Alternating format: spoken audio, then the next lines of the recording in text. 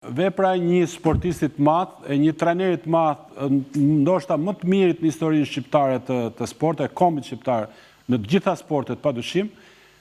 si ajo e Dritonit, nuk është me ndikim thjesht dhe vetëm në sportin kosovar, në sportin shqiptar, por edhe në politikën, në afirmimin ndërkombëtar të Kosovës. Saç ka bërë një kampion si Driton Kuka për afirmimin ndërkombëtar të Kosovës, nuk mund ta kenë bërë kabinetet diplomatike të Kosovës apo të Shqipërisë. Dhe këtu po i referohem,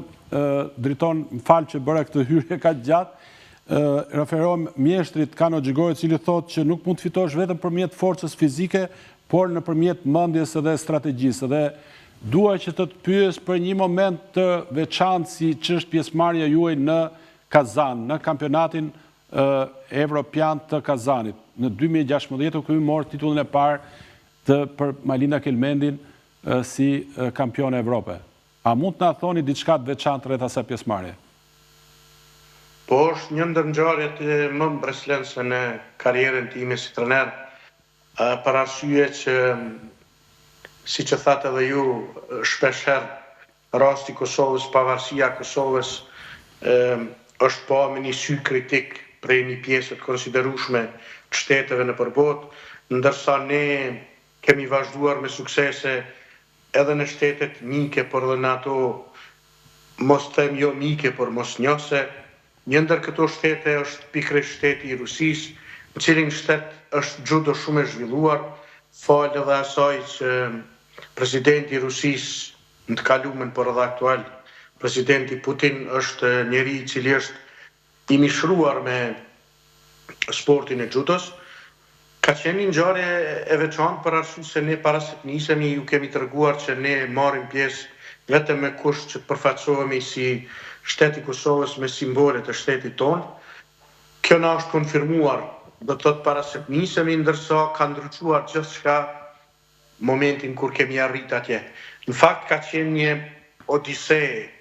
disa ditore, një lojë ping-pongu me ekipin tonë, është edhe mysafiri juaj në studio, sekretari general i Federatës Shqiptare, ka qenë me ne në ato ditë kur ka ndodhur kjo ngjarje për mos lejimin e ekipit tonë. Në fakt ne kemi shkuar deri në fund, por edhe ata kanë shkuar deri në fund sa i përket pjesëmarrjes Kosovës. Në fakt ishte ministri i punëve të jashtme Lavrov, ai i cili kishte marrë vendim që mos lejohemi të marrim pjesë me simbolet e shtetit tonë. Por mandej ne nuk kemi lëshuar kemi qenë konsistent deri në momentin e fundit, deri sa ka ardhur, ndoshta edhe deri tani sipas informacioneve që i kemi pas, një mosmarrëveshje e vogël mes Putinit dhe Lavrovit. Regjia mund të fusi ato video në aktivitetit, që ato janë quasi origjinale, ku Putini e hap aktivitetin, janë video personale, private që na i dha Dritoni me shumë mirësi. Po Driton, pra Lavrovi ishte kundër që ju të pranoheshit me simbole shtetërore dhe Putini ndërhyri që ju të pranoheshit me këto simbole, apo jo? Pikërisht, kryetari i Federatës Evropiane Judos në atë kohë ka qenë rus, edhe ai ka ardhur te ne me një informacion duke na lutur që ne t'i fusim garuesit tonë në short, në mënyrë që t'jepet mundësi deri të ditën e nesërme për pjesëmarrje. Domethënë, futja në short nuk ishte me simbolet e shtetit tonë, por na tha që para fillimit garave kjo gjendje do të ndrojë. Ne pranuam me kusht që kjo të ndryshojë para fillimit garës dhe imagjinoni që 10 minuta para se të përfundoj gara, neve na ka ardhur informacioni zyrtar që na është lejuar të marrim pjesë me simbolet e shtetit tonë, edhe faktikisht na është thënë nga vetë kryetari i Federatës Evropiane që vetë kryetari Putin i ka jep urdhër ministrit Lavrov, por edhe organizatorëve që Kosova, sportistëve dhe nivelit lartë sportiv, duhet lejohet të marrë pjesë për arsye se ne kemi qenë të vendosur në qoftë se nuk do të merrnim pjesë duke përfaqësuar shtetin tonë me simbole e me të gjitha, ne kemi qenë të vendosur që të mos marrim pjesë, e kjo ka qenë ndoshta gara më e rëndësishme para lojrave olimpike Rio de Janeiro 2016. Po Malinda aty edhe mundi atë titull mbajtësen e cila ishte ruse, apo jo? Po tash kjo pjesa e jonë, mund të them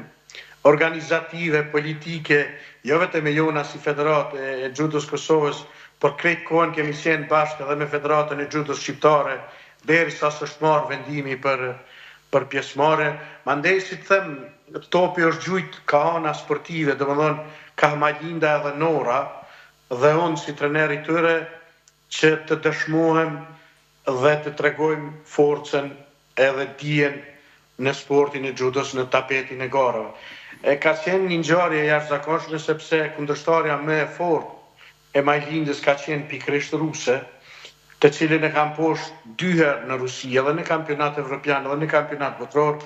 Ajo është një ndër sparring partnerët me cilat vetë presidenti Putin ka stërvit, në qoftë se shikonin trenerja personale ti, po.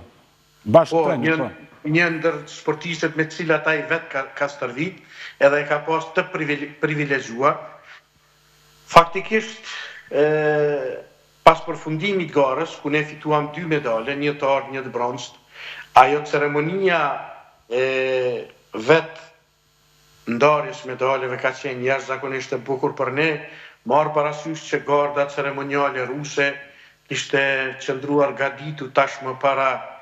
para kampiones tonë të madhe, para simboleve tona shtetërore, para kombit tonë shqiptar, marrë parasysh që ne gjithmonë ashtu si që thatë ju në hyrje të emisionit, ne gjithmonë ndjehem si një bije shtetit tonë anë Shqipërisë, kështu që ngjarje e bukur, ngjarje që ka zgjuar ndjenja jashtëzakonisht të mëdha në kombin shqiptar, kudo që janë, sepse fitoria është shoqëruar me diçka, me një simbolik të jashtëzakonshme, edhe unë po mendoj që pikrisht kjo bën me undi si